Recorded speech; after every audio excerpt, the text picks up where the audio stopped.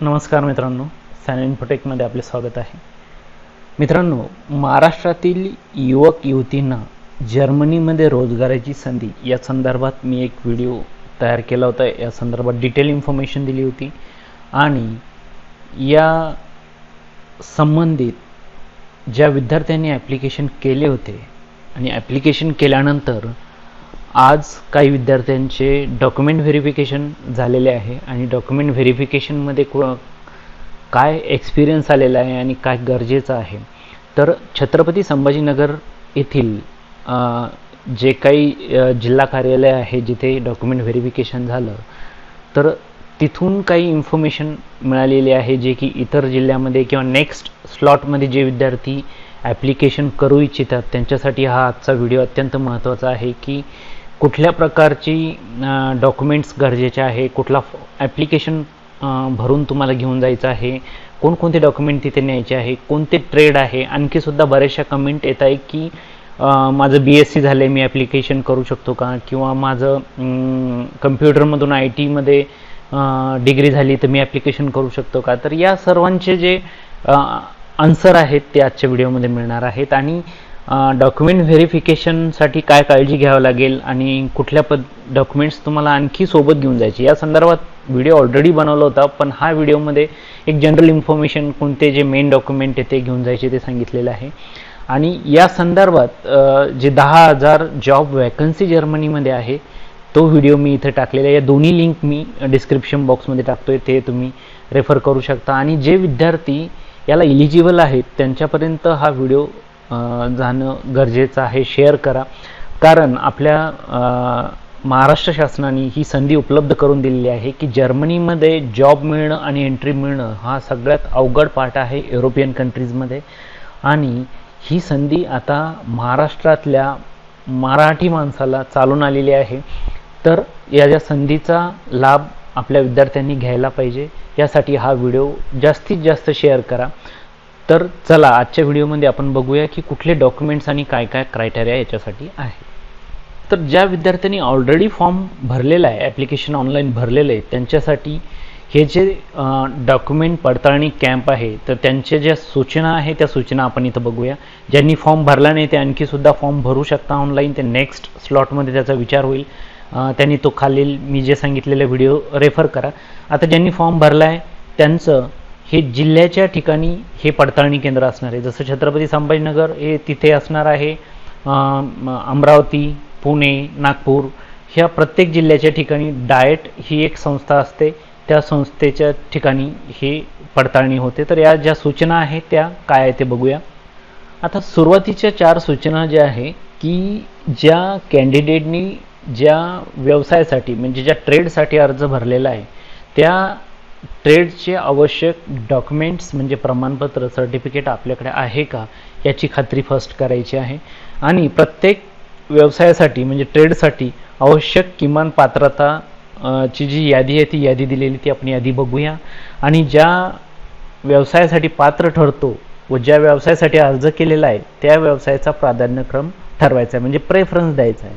आणि हा प्रेफरन्स ठरवत असताना तुमचा ट्रेड जो झाला आहे त्याचं ॲडव्हान्स जर झालेला असेल तर त्याचा पहिले तुम्हाला इथे मेन्शन करणं गरजेचं आहे.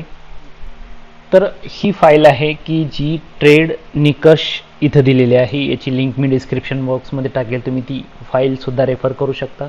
की जर्मन भाषा प्रशिक्षण प्रवेश अर्ज पडताळणी करता ट्रेडनिहाय निकष काय आहे की जर्मनीमध्ये तुम्हाला जॉब करायचा आहे, त्याची जर्मन भाषेचं प्रशिक्षण महाराष्ट्र गव्हर्नमेंट देत आहे आणि त्यासाठी हे डॉक्युमेंट व्हेरिफिकेशन होतं आहे. तर यासाठी जे ट्रेड आहेत ज्याच्यासाठी तुम्हाला अप्लाय करायचं आहे ते बघा की नर्स हे जे आहे, हॉस्पिटल मेडिकल असिस्टंट MFA, यासाठी क्वालिफिकेशन कुठल्या गरजेचं आहे तर जे ऑक्झिलरी नर्स जे आहे, midwife, ANM, general nursing and midwifery, BSc nursing, registration with Maharashtra state nursing council mandatory, ज्यांचं हे झालेलं आहे ते याला अप्लाय करू शकतात. डिपार्टमेंट जे आहे तर यामध्ये जे आहे की diploma course in medical surgical nursing, certificate course in general nursing and midwifery assistant, certificate course in nursing care. तर नर्सिंगसाठी तुम्हाला हे चेक करून घ्यायचं आहे की आपलं क्वालिफिकेशन या ग्रुपमध्ये बसतं आहे का. त्यानंतर लॅब असिस्टंट आहे. लॅब असिस्टंटसाठी कुठले कुठले कोर्स गरजेचे आहे आणि कुठलं सर्टिफिकेशन आहे आणि कुठून तुम्ही ती डिग्री घेतलेली आहे हे पण सर्वात महत्त्वाचा पार्ट आहे, हे तुम्ही टॅली करायचं आहे. त्यानंतरचा पार्ट आहे की रेडिओलॉजी सहाय्यक. हे सगळे जे आहे ते मेडिकल हेल्थ केअरच्या रिलेटेड आहे. तर हे तुम्हाला चेक करून घ्यायचं आहे की तुमची डिग्री किंवा तुमचं सर्टिफिकेट हे या कॅटेगरीत येतं का. त्यानंतर dental assistant, care giver and six and senior citizen, हे यामध्ये तुम्ही कुठलं काही कोर्सेस केले आहे का. ANM आहे, GNM आहे, BSc नर्सिंग आहे. तर हे इथं चेक करून घ्यायचं आहे. त्यानंतर फिजिओथेरपीसाठी तुम्हाला कुठल्या कुठल्या क्वालिफिकेशन गरजेचं आहे, ते सर्टिफिकेशन कुठलं असायला पाहिजे ते इथे दिलेले आहे. त्यानंतर documentation and coding, third party administration म्हणजे दस्तऐवज, कोडिंग आणि त्रयस्थ प्रशासन.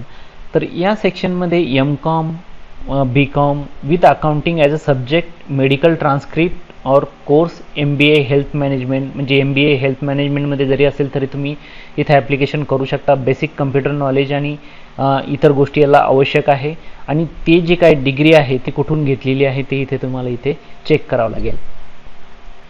त्यानंतर अकाउंटिंग अँड ॲडमिनिस्ट्रेशन, यामध्ये BCOM, MCOM with accounting subject like BBA, BCOM with a computer application and accounting, MBA health management, MBA in hospitality management आणि इतर जे कम्प्युटर रिलेटेड तुमचं हे नॉलेज असायला पाहिजे. आणि हे जे काही कोर्सेस आहे, certificate course in computerise accounting and office automation, त्यानंतर computer course in computerise accounting using Tally, हे सगळे जर तुमच्याकडे असेल तर हे सर्टिफिकेशन तुम्हाला सोबत ठेवायचे आहे. त्यानंतर सर्व्हर्स अँड वेटरसाठी कुठलं कुठलं क्वालिफिकेशन गरजेचं आहे. त्यानंतर जे सर्टिफिकेट आहे, ITIमधून काही लोकांनी जर हा ट्रेड केलेला असेल तर त्यांना हे युजफुल आहे. Food and beverage service assistant, housekeeper किंवा MSBS VET थ्रू जर केलेले असतील तर हे सर्टिफिकेटसुद्धा इथे ग्राह्य धरल्या जातात. तर या कॅटेगरीत जे विद्यार्थी येतात त्यांनी हे केअरफुली वाचायचं आहे. हे सर्टिफिकेट तुमच्याकडे आहे की नाही हे चेक करायचं आहे आणि हे ओरिजिनल तुमचं व्हेरीफाय तिथे होणार आहे. त्यानंतर रिसेप्शनिस्टसाठी कुठली गोष्ट गरजेची आहे. बरेचशा कमेंट बॉक्समध्ये विचारलं आहे की रिसेप्शनिस्ट यासाठी तुम्हाला फ्रंट ऑफिस असिस्टंट कोर्स जो ITIमध्ये केला जातो तो आहे का, किंवा इतर जे कोर्स फ्रंट ऑफिस असिस्टंट किंवा certificate course in hotel reception या कॅटेगरीमध्ये तुमचं कुठला कोर्स बसतो का. जर बसत असेल तर तुम्ही ॲप्लिकेशन करू शकता. तर अशा पद्धतीने कुक्स म्हणजे आचारी, त्यानंतर हॉटेल मॅनेजरसाठी जे हॉटेल मॅनेजमेंट डिग्री जी आहे 3 year 4 year courses, hotel management and catering technology course. तर हे जे आहे तर हे तुम्ही चेक करायचं आहे की हॉटेल मॅनेजमेंटमध्ये सगळ्यात जास्त स्कोप हा जर्मनीमध्ये आहे. हे ज्यांच्याकडे असेल त्यांनी ही गोष्ट लक्षात घ्यायची आहे.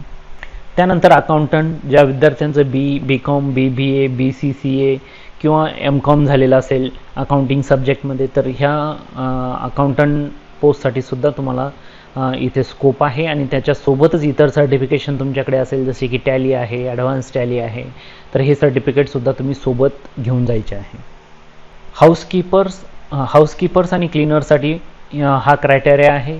या पद्धतीचं क्वालिफिकेशन जर तुमच्याकडे असेल तर हा सुद्धा युजफुल आहे. त्यानंतर इलेक्ट्रिशियन जे आहे स्पेशलाइज इन रिन्युएबल एनर्जी, यांचंसुद्धा इथे डिग्री आणि सर्टिफिकेशन तुम्हाला दिलेले आहे.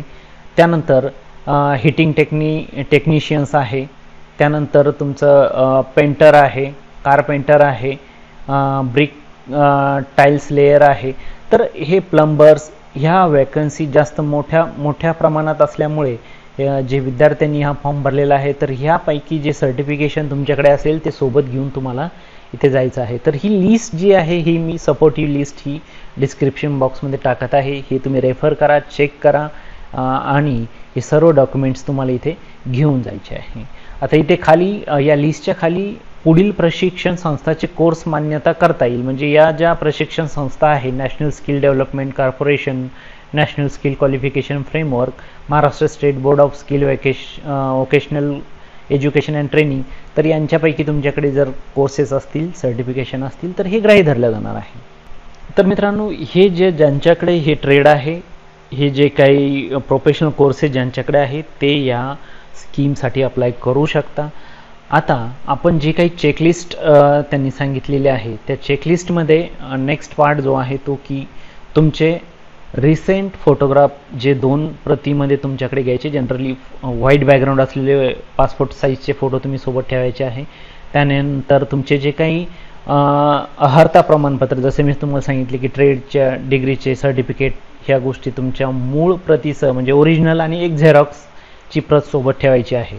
त्यानंतर तुमचं डोमेसाईल सर्टिफिकेट यासाठी कंपल्सरी आहे. ज्यांच्याकडे डोमेसाईल सर्टिफिकेट नसेल त्यांचा ॲप्लिकेशन फॉर्म हे ॲक्सेप्ट होणार नाही. आणि त्यानंतर ज्या उमेदवाराजवळ ड्रायव्हिंग लायसन्स असेल त्याची एक छायांकित प्रत तुमच्याजवळ ठेवायची आहे. जसे की ड्रायव्हरसाठी जर तुम्ही ॲप्लिकेशन करत असाल तर ड्रायव्हिंग लायसन्सची प्रतसुद्धा सोबत असू द्या, आणि इतर लोकांनी सुद्धा तुमच्याकडे असेल तर तुम्ही ते सोबत असू द्या. त्यानंतर तुमच्या 10वी आणि 12वी यांचे तुमचे ओरिजिनल आणि झेरॉक्स तुमच्यासाठी पडताळणीसाठी ठेवायचे. आता ज्या विद्यार्थ्यांचं फक्त 10वी झालं आहे आणि त्यांनी कोर्स केला आहे त्यांना 12वीची गरज नाही आहे, आणि असेल 12वीचं ॲडिशनल तर तुम्ही लावू शकता, डिग्रीत पण तिथे तुम्ही जोडू शकता. त्यानंतर एक महत्त्वाचा 10 नंबरचा मुद्दा आहे की कॅन्डिडेटने एकापेक्षा अधिक व्यवसायाचा अर्ज दाखल केला असल्यास दाखल केलेल्या प्रत्येक व्यवसायाची आवश्यक किमान पात्रता धारण करणे आवश्यक असेल. म्हणजे त्यांच्याकडे ते सर्टिफिकेट असणं गरजेचं आहे. जर नसेल तर ते ग्राह्य धरलं जाणार नाही. आता यासाठी प्रत्येक जिल्ह्याला प्रत्येक ट्रेडसाठी एक स्वतंत्र पडताळणी पथक तयार केलेले आहे. म्हणजे एक सेक्शन तयार केले, एक टेबल असेल, जसं अकाउंटंट असेल त्याचं एक टेबल असेल ते चेक करतील, किंवा इलेक्ट्रिशियनसाठी वेगळा टेबल असेल. तर अशा पद्धतीने मॅनेजमेंट हे प्रत्येक जिल्ह्याच्या ठिकाणी केलेली आहे. त्यानंतर एक महत्त्वाचा पॉईंट इथे आहे की एखाद्या व्यवसायाच्या बाबतीत प्रमाणपत्राच्या संदर्भात काही अडचण आणि शंका असल्यास विहित पथकासोबत चर्चा न करता तक्रार निवारण समितीकडे आपले म्हणणे मांडावे. म्हणजे इथे तरी छत्रपती संभाजीनगर जे हे पडताळणी होत आहे इथे तक्रार निवारण समिती आहे, ते तुमच्या शंकेचं निरसन करू शकता. जे व्हेरीफाय करताय, डॉक्युमेंट व्हेरीफाय करते, त्यांच्यासोबत चर्चा करू नये, कारण त्यांचा वेळ तिथे वाया जातो. तुम्ही तक्रार निवारण समितीकडे तुमची शंका मांडू शकता. जसं तुमचा एखादा ट्रेड असेल तो यासाठी चालतो किंवा चालत नाही हे त्यांच्यासोबत तुम्ही डिस्कस करू शकता. तर एक ॲप्लिकेशन फॉर्म तिथे दिला जातो आणि बराचसा मेलवरती पण हा ॲप्लिकेशन फॉर्म आलेला आहे. हा फॉर्म इथे भरून जायचा एक सॅम्पल फॉर्म आहे आणि हा फॉर्म भरून तुम्हाला तिथे द्यायचा आहे. तर यासाठी हा फॉर्म जो आहे इथे फोटो तुमचा लावायचा आहे, डेट आहे, तुमचं डिस्ट्रिक्ट आहे आणि तुमचा फेज. आता हे सध्या फर्स्ट फेजसाठीची पडताळणी सुरू आहे. ज्यांनी नंतर ॲप्लिकेशन केले त्यांचं सेकंड फेजसाठी असेल.